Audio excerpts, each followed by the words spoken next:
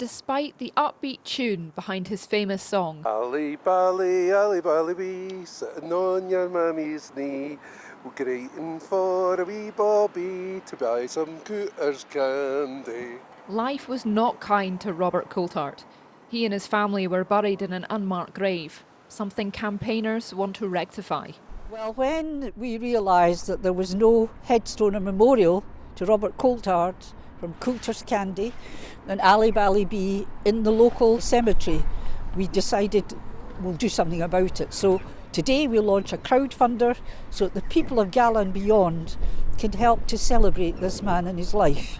Well, I remember being sung this song by my dad. I sung it to my boys when they were babies, but it wasn't until I moved to Galashiels that I realised the connection here.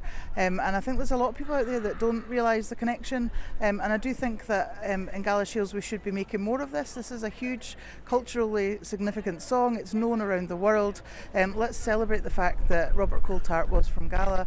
And I think a big step towards that is funding and installing a headstone at what is an unmarked grave at the moment. It's known that Robert Coltart and his family were laid to rest in an unmarked grave here in Galashiels in Eastland Cemetery.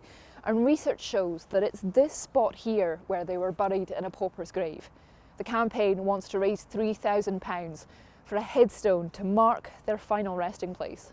It's a very unusual campaign. It's not every day you're asked to help raise money for a headstone, but to do it for, a local celebrity who knew that Ally Bally was, originated here in Galashiels. So it's a shame that it's not been marked up until now, but we're doing everything we can to make sure it is and something suitable and appropriate.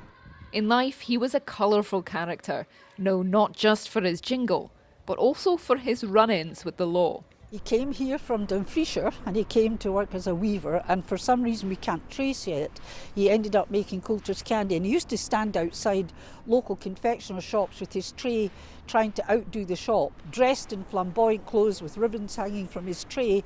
Colourful character, got into trouble, was in Selkirk Sheriff Court and so on. And what we do hope is if this is successful, which I'm sure it will be, we then hope to move on to an exhibition about him living in the mid to late 19th century in Galashiels, time of poverty, hard work, large family, children died young, that kind of thing. So within his time, so it's a story in context. Robert Coltart was a remarkable character, both during his lifetime and the impact he's had since, which is why some feel it's worth marking where he's laid to rest. Isla Todd, ITV News, Galashiels.